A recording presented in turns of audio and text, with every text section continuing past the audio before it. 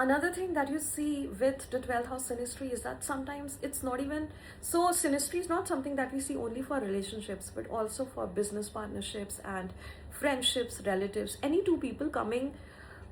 together. So, say if you have a very if one person has a very malefic planet falling onto another person's 12th house, then 12th house is something that is away from the society, like,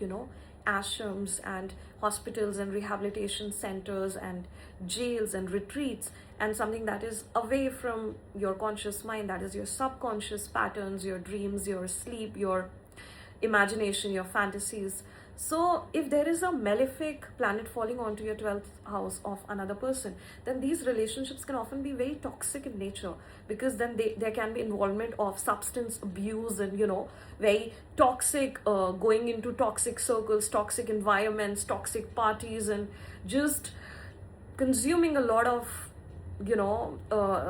toxic substances. So,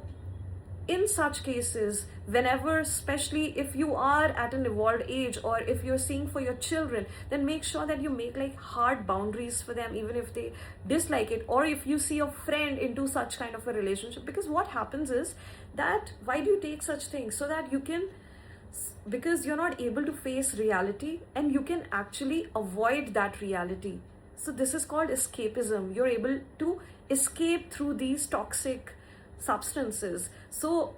in whenever something like this is happening around you, make sure that you're able to make that person aware of it, or if it's happening with yourself, then you're able to make healthy boundaries, especially if you are at an evolved age, or if you're seeing for somebody who is a close or near or dear one, then make sure you are getting involved in that situation, even if it means, okay, I'm not saying that just go become a stalker, but if it's a family member, then make sure to educate them, to make them aware that this is something toxic, you need to stay away from it, because such relationships can often be extremely toxic in nature.